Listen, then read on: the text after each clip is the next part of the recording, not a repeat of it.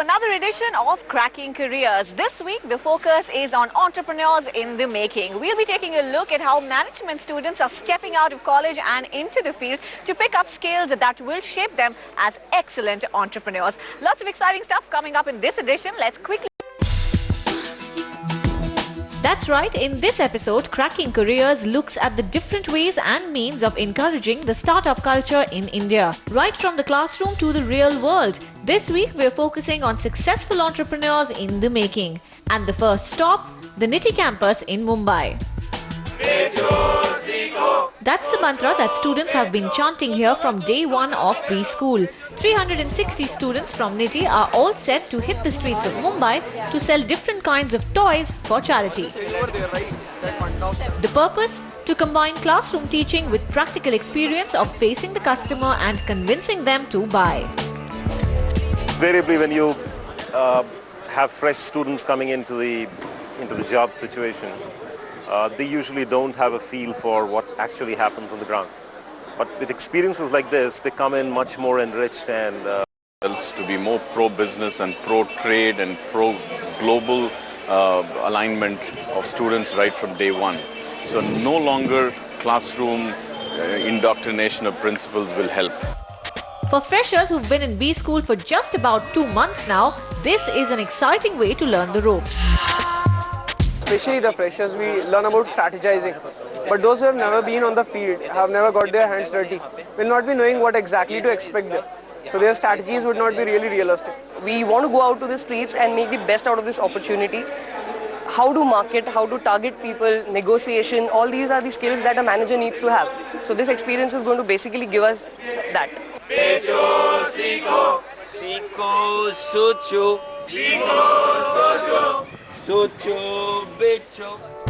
We met up with Professor Prasad, the man who launched the unique concept of Mandi at NITIE 5 years ago.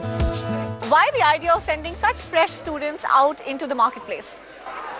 The whole idea of students sending into that, they got youthfulness, they got the zeal, they got this basically called enthusiasm, zeal, energy is there. So any learning methodology which you would like to look for that, any particular pedagogy which you would like to have, essentially should touch about this. That's the reason which we are looking for that. Okay. So what are the kind of preparations that the students go through before they get into the Mandi? We got a very systematic preparations for this. It's not just saying that hit and run kind of thing. Actually, that's the way most of the colleges does it. But here we got 10 days solid preparation for that. And what kind of preparation is it? For example, we got a half a dozen subjects are being taught for the communication, strategy, management, sales skills, economics, business economics. For example, in sales and marketing. The sales and marketing faculty would like to give on what is the product, who is the customer, how as a particular prospect or a particular proposer, how this relationship goes into that, how you have to get into the market and Mandi and face this situation. All this training is being given in 10 days training, part of curriculum. That's the beauty where we prepare the whole youngsters and then launch them into the market. Why do you think it's so important to get students out of the classroom and send them to experience what really happens in a market? I feel it's most crucial.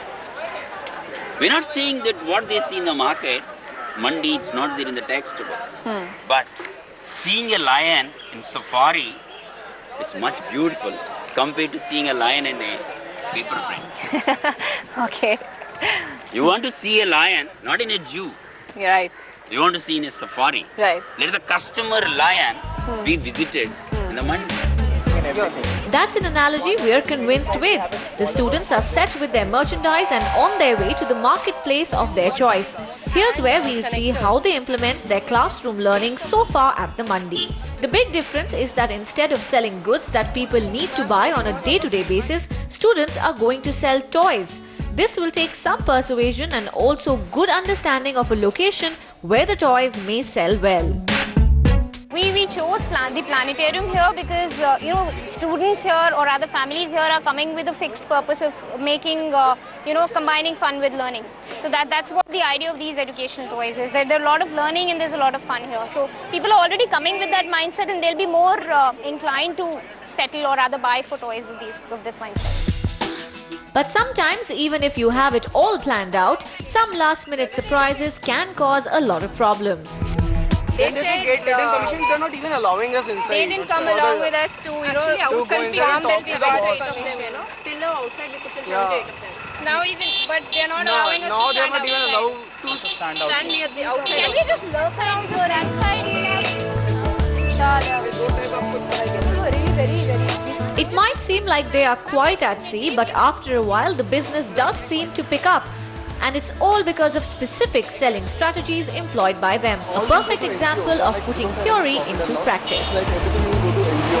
We had learned in our theory that we have to target specific customer. We can't go in the market and shout to everyone, hello, I am here, I have product. We have to say, okay, fine, Mr. X, you are there, I have a product for you.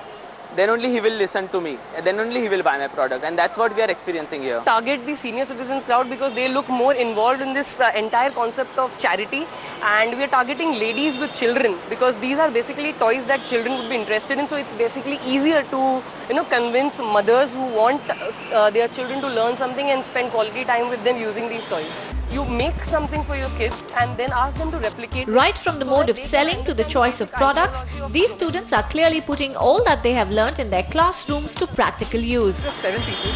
It's a really old puzzle set. In fact, They make sure they do not let any opportunity pass, finding opportunity in the strangest of places. Made by NITIE, that's an NGO which works for children's education. Well, innovation is an important skill any entrepreneur needs, and that's what Mandi brings out in most of these students.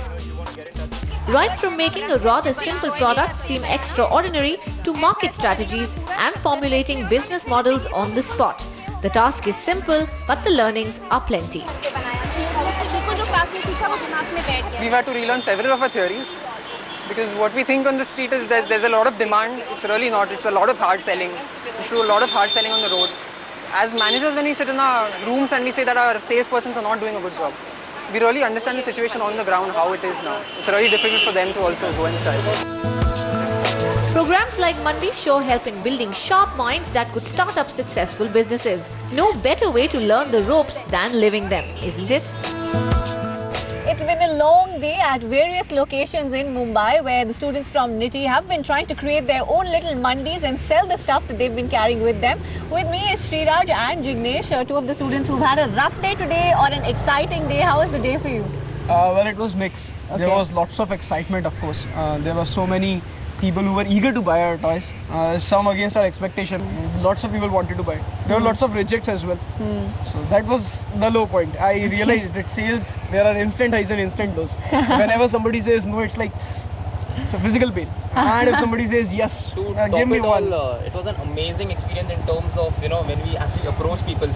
The first no, we started off with several no's before our first sales happened. And when the first sale happened, bam, we got our confidence. Okay. Wherein groups of 2 went out to different places, and when we actually started pitching to people, we could see their facial expressions change. We pitched in on NITIE, we pitched in on our NGO now. So how much of the classroom learning did you actually get to exercise out there on the field? Classroom was more about Kotler and the management theory that we have learned forever. And once you actually go in front, you forget your books for a while and you take a different role of a salesperson. And each person you get a new learning. There were people who were really enthusiastic. There were people who are past customers of last year. There were people who were not interested. Like there were people who were really arrogant on our face. But yet when you end with a smile, it makes a difference. Alright. There were some areas where the classroom learning was actually applicable. For example, the segmentation, targeting a particular customer segment. Like we realized, those parents with small children around the age of 7 was actually the best customer to target. When we went to the children, opened up our Jodo kits, we started giving kids the toys, in first hand. And when they actually smile, they look at their parent and they say, yes, we want this. That was when we hit our sales. Alright, I think you guys are becoming pretty emotional blackmailers. That's one of the things they seem to have learnt in class. For the moment, we're going to take a break on Crack.